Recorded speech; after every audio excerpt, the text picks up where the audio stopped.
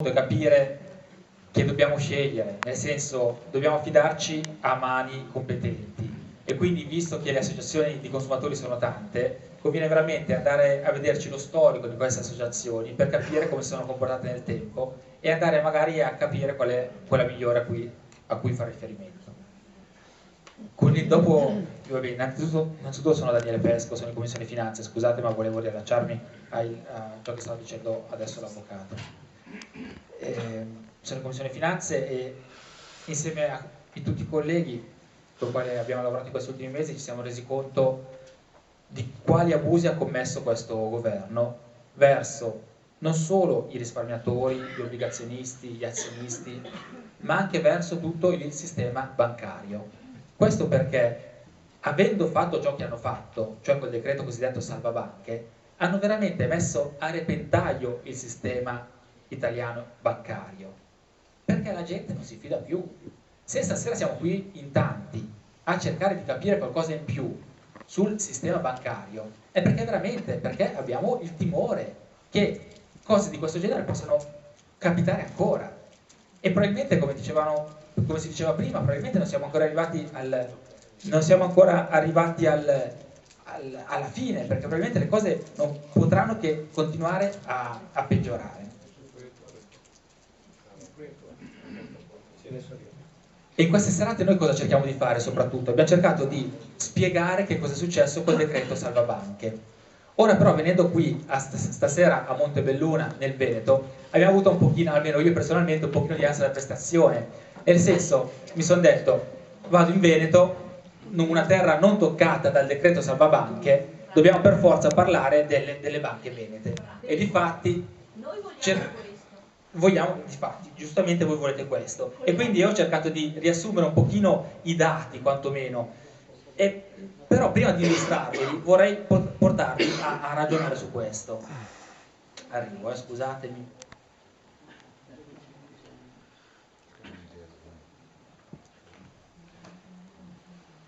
Con questo decreto salvabanche e un po' con quello che sta succedendo in questi ultimi anni nel sistema bancario, loro che cosa ci vogliono portare a credere? Che le banche non sono più sicure. E quindi ci vogliono costringere, forse è una cosa giusta, non lo so, domandiamocelo tutti insieme, vogliono fare in modo che noi diventiamo più capaci, più coscienti, ma soprattutto che acquisiamo più nozioni di livello finanziario. È una cosa giusta? Forse, ma sicuramente non è giusto il fatto che non possiamo più essere sicuri quando portiamo i soldi in banca. Scusate, ma a me veramente un pochino mi girano un po' le balle, mi fa girare un po' le balle il fatto che appunto porto soldi in banca e non sono più sicuro di ritrovarli. Cavoli, scusate, ma un pochino mi dà fastidio e penso anche a voi. È successo adesso con il decreto 4 banche, è successo agli azionisti, agli obbligazionisti, è successo alle persone che hanno comprato le azioni di Veneto Banca, e come si diceva prima, insomma, chi ha comprato queste azioni non l'ha fatto per speculare, ma perché nella banca ci credeva, perché probabilmente ha trovato sempre delle risposte, diciamo, affermative dalle banche, si è sempre trovata bene da questa banca, e quindi ha deciso un giorno come un altro di portare lì i propri risparmi, i risparmi dei propri familiari, i risparmi di più vite. E quindi il fatto che qualcuno ce li porti via questi soldi veramente dà moltissimo fastidio. E quindi mi sento un po' di fare un po' il loro gioco nel cercare di capire quali sono questi indici patrimoniali che dobbiamo conoscere per capire se una banca va bene o no, però facciamolo, perché probabilmente ne può andare del nostro futuro, soprattutto del nostro futuro finanziario. E quindi ho cercato di fare un piccolo riassunto dei coefficienti patrimoniali più importanti che dovremmo tenere d'occhio. Ad esempio il Tier 1, Tier 1. Allora, che cos'è? È il capitale, praticamente rappresenta il capitale, ed è chiamato patrimonio di base o di qualità primaria. Lo leggo insieme a voi. In pratica, da cosa è composto? Dal capitale versato, dalle riserve e dagli utili non distribuiti. Praticamente è la parte buona di una banca. Ma questa parte buona di una banca va rapportata a qualcos'altro. Difatti, rapportando il Tier 1 con le attività ponderate per il rischio, cioè con i soldi che le banche hanno prestato, ebbene troviamo questo altro coefficiente molto importante, attualmente ci dicono così, effettivamente è importante perché rappresenta il rapporto fondamentale di una banca, il CET1 praticamente, il Common Equity Tier 1. Praticamente non è altro che il rapporto tra il patrimonio buono di una banca e le attività che la banca sta facendo, e quindi i prestiti che ha fatto, i prestiti che spesso possono essere rischiosi. Ma andiamo avanti. In pratica che cos'è? È il rapporto che ci dice con quali risorse primarie, capitale versato, utili non distribuiti, le riserve, eccetera, la banca può garantire i prestiti erogati. Ma andiamo a vedere di che numeri si tratta. Bene o male, prevedono appunto orientativamente questo CET1 ratio dovrebbe essere intorno all'8%. Ma che cosa vuol dire avere questo rapporto intorno all'8%? Vuol dire che le banche possono prestare 12,5 volte in più ciò che hanno come capitale buono. Nel senso, se a riserva hanno 100, diciamo, come capitale buono, chiamiamolo così, possono arrivare a prestare praticamente 12 volte e mezzo, 1250 al posto di 100. E ci rendiamo conto che quindi le banche, insomma, non è che viaggiano proprio bene, nel senso, a fronte di una riserva, diciamo, modesta, possono prestare moltissimi soldi. E quindi ci fa capire come effettivamente il sistema bancario si basa sulla fiducia delle persone. Nel senso, le persone versano soldi, non li ritirano quasi mai, ma se andassero tutti a ritirare questi soldi non ci sarebbero. È quello che voglio portarvi a capire, portare a casa almeno questa sera come concetto. Il fatto è che le banche si basano sulla fiducia delle persone, ma soprattutto le banche si basano sulla loro fiducia che queste persone non andranno mai a ritirare i loro soldi, perché se andassero a ritirare i loro soldi non ci sarebbero. E questa è una cosa alla quale dobbiamo riflettere. Ma andiamo avanti. Ora, questi coefficienti patrimoniali, diciamo che ce li impone la Banca Centrale Europea e cambiano di banca in banca. Ad esempio, se vogliamo vedere quelli riferiti alle banche venete, e quindi ci riferiamo appunto a Veneto Banca e Popolare di Vicenza, loro ci chiedono per questo appunto CET1, ci chiedono il 10 e 25%, e per entrambe mi sembra. Veneto Banca e l'altra era sempre qua, 10-25. E ci rendiamo conto come al 30 settembre questi dati non erano rispettati. Difatti erano 6,94 e 7,12 rispetto alle altre che invece bene o male qualcuno riusciva, quasi tutte sono riuscite a rispettarlo. Quindi vuol dire che sia la Popolare di Vicenza che la Veneto Banca non rispettavano questi coefficienti, ma non sono state commissariate. E mi viene da parlare un pochino di più della Popolare di Vicenza, perché anche in base, secondo tutte le interrogazioni che abbiamo fatto, secondo gli studi che abbiamo fatto, ciò che emerge è che la Popolare di Vicenza ha goduto di una certa protezione da parte della Banca d'Italia e della Banca Centrale Europea. Quasi tutte, e probabilmente anche Veneto Banca, nel senso che potevano fare un po' quello che hanno voluto in questi ultimi anni senza che Banca d'Italia intervenisse. In molte altre banche sono state commissariate per anni, hanno avuto diciamo, una stretta osservazione da parte di Banca d'Italia, invece sulla Popolare di Vicenza e sulla Veneto Banca no. Tra l'altro, come ci ricordava prima l'avvocato di Adusbef, già dal 2010, ma viene da dire anche dal 2008, Adusbef fece i primi esposti, insabbiati poi dalla magistratura, e che ci fa capire come appunto Banca d'Italia non ha fatto qualcosa. Ma vi dirò di più. L'altro ieri ero in Piemonte a far visita, diciamo, agli azionisti, ai soci, diciamo, e alla ex dirigenza di una banca piemontese che si chiama Bene Banca Bagienna.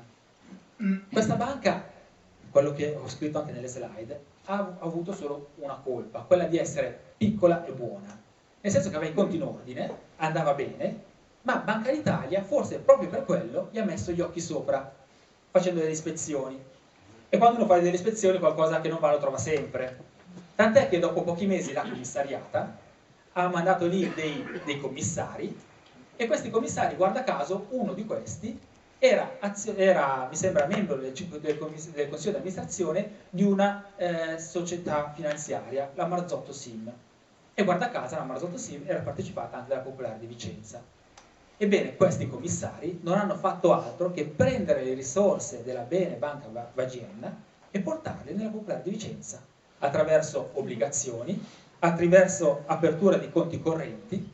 Insomma, hanno preso una banca piccola che faceva il suo lavoro in quel territorio, hanno preso le risorse e le hanno portate qua, perché qua probabilmente le cose andavano bene dal punto di vista economico, ma non finanziario per quanto riguarda la banca, aveva bisogno di liquidità, e i commissari cosa hanno fatto? Hanno preso i soldi da là e li hanno portati qua.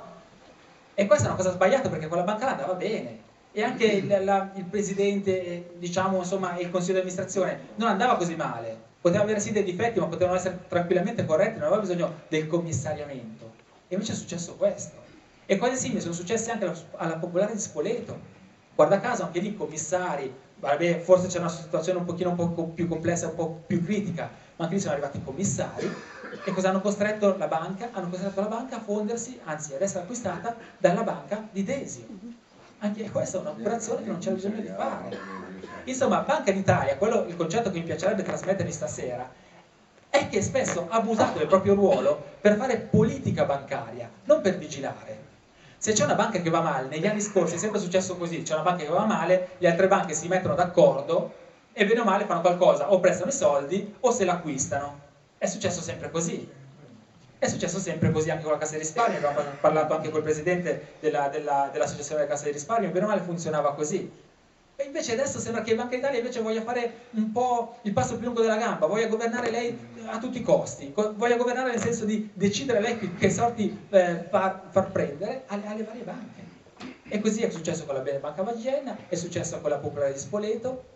E intanto sulle banche venete cosa succede? Succede che piano piano il capitale si sta sempre di più diventando più misero, e alla fine, come dicevamo prima, sicuramente arriverà qualcuno, qualche grande banca, che si porterà qualcuna delle grandi banche si porteranno a casa questa banca, diciamo, con pochi spiccioli. Andiamo a vedere, praticamente abbiamo parlato di questo coefficiente, il CED1. Ecco, questo è un coefficiente che dovremmo andare a guardare per riuscire a capire se una banca è solida o no. Ma anche questo mi dà fastidio spiegarlo, perché alla fine quali saranno i gruppi che saranno premiati? I grandi gruppi bancari. E anche questo mi dà fastidio, il fatto che molti magari hanno paura che la Popolare di Vicenza e la Veneto Banca esplodano da un momento all'altro, vanno a prendere i soldi e li portano dove? Nelle grandi banche. Cavoli, capite che un pochino fastidio mi dà? E quindi, ok, impariamo le cose, guardiamo quali sono i coefficienti, rendiamoci conto se una banca è buona o no, però pensiamoci se effettivamente dobbiamo favorire le grandi banche, perché alla fine stanno spolpando veramente il nostro tessuto bancario. Qui siamo sempre... Vi volevo sempre indicare appunto le due banche non quotate venete che non rispettano i coefficienti, ma andiamo avanti. Popolare di Vicenza, sono usciti i dati di dicembre 2015 e ci siamo resi conto che loro scrivono che i coefficienti patrimoniali superiori ai minimi regolamentari, i punti di domanda li ho messi io perché c'era qualcosa che mi tornava, secondo loro saranno rispettati questi coefficienti patrimoniali solo dopo che sarà incluso l'effetto del prospettato aumento di capitale. Quindi probabilmente quando arriverà questo 1,5 miliardi in più, probabilmente riusciranno a rispettare i coefficienti patrimoniali che adesso non rispettano. Ma andiamo avanti. Questi sono sempre i dati della Popolare di Vicenza del 2015, ci accorgiamo che rispetto all'anno scorso i crediti verso la clientela, 3 miliardi in meno, che sarebbero appunto gli impieghi, meno impieghi, quindi spesso, ecco una cosa che va ricordata, questo coefficiente patrimoniale com'è che può essere modificato? O vado ad aumentare il patrimonio della banca, oppure vado a ridurre gli impieghi. Quindi vado a ridurre cioè praticamente i prestiti che ho fatto, ma come posso fare a ridurre? Le persone che hanno i fidi, logicamente vado a tagliare i fidi e logicamente vado a chiedere il rientro, è così che fanno, ed è una cosa scandalosa. Ma andiamo avanti, guardiamo anche un po' qualche altro dato, ci rendiamo conto come anche le attività finanziarie tenute per la negoziazione sono scese, e sono scese un po' anche praticamente le attività materiali e immateriali. Insomma, c'è stato veramente un restringimento su tutti i fronti. Vediamo poi la raccolta diretta, forse questo qua è il dato più importante, è scesa di 9 miliardi. Vuol dire che 9 miliardi di liquidità sono stati sottratti alla banca, quindi persone che hanno perso la fiducia nelle banche. E su questo mi verrebbe da dire questo. Ora, la raccolta diretta, cioè i soldi che noi depositiamo in banca, alla banca servono. Se noi vogliamo chiedere il risarcimento per queste persone che ci hanno perso un sacco di soldi, mi riferisco soprattutto alle 4 banche, visto che c'è stato l'intervento diretto del governo, un'arma che si potrebbe utilizzare potrebbe essere questa. Se tutti i cittadini che hanno i soldi presso le 4 banche si mettessero d'accordo e dicessero: o voi risarcite, mi riferisco al governo, a Banca d'Italia e alla cricca, se voi risarcite tutto, tutti va bene così, ma se non risarcite tutti, noi togliamo di riuscire a far risarcire tutti, perché non si sta parlando di tantissimi soldi, si parla di 800 milioni. 800 milioni, se vuole, il sistema bancario li trova. Quello di Centro Italia 800 milioni, quello di Centro Italia, sì, non la Veneto Banca. Sì, sì. Quindi secondo me per quelle 4 banche lì si potrebbe quantomeno utilizzare questa strada, però ci vuole organizzazione, ci vuole effettivamente una rete. Chissà, magari se si riuscisse a mettere in piedi magari si potrebbe fare qualcosa.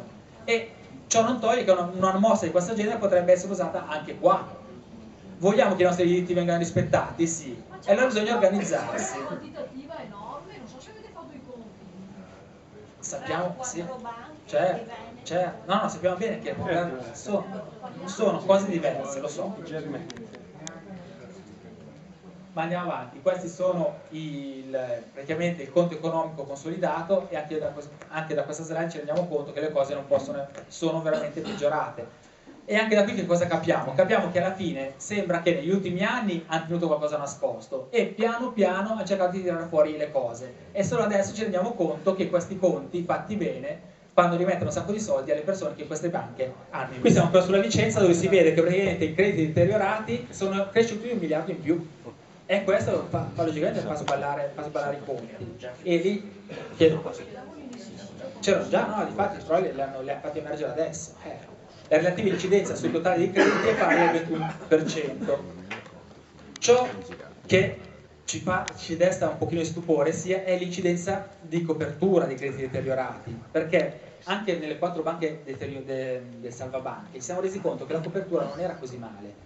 Ad esempio sulla banca Etruria, molto criticata, ebbene la copertura dei crediti deteriorati vuol dire i soldi che la banca ha messo da parte per poter coprire eventuali perdite riferite al non rientro di quei crediti, ok? Erano coperte all'Etruria del 66%. Poi questa copertura è scesa al 63% dopo 9 mesi di commissariamento. Qua invece ci rendiamo conto che è più bassa, è solo intorno al 40%, il che ci fa capire che forse servirebbero più soldi per coprire questi crediti deteriorati e soldi probabilmente non ci sono. Ma andiamo avanti, includendo le cancellazioni, va bene, qui cercano di riparare un po' il tiro includendo altre cose e parlando delle sofferenze nette. E hanno un grado di copertura maggiore, però la sostanza è quella, non cambia molto. Invece parlando di Veneto Banca, che cosa ci accorgiamo? Che quest'anno vi è un'altra perdita di 882 milioni rispetto al rosso dell'anno scorso, quindi in tutto sono quasi 2 miliardi in un anno di perdite. E sul risultato pesano fra l'altro l'azzeramento degli avviamenti e va bene, le rettifiche sui crediti per 754 milioni. Anche in questo caso hanno messo a copertura altri 754 milioni per coprire. Sulla solidità patrimoniale, eccetto quelli di cui abbiamo parlato prima, praticamente era dal 7,23 passa al 7,12. Insomma un coefficiente basso rispetto a quello che dovrebbe essere. Io mi fermo qua.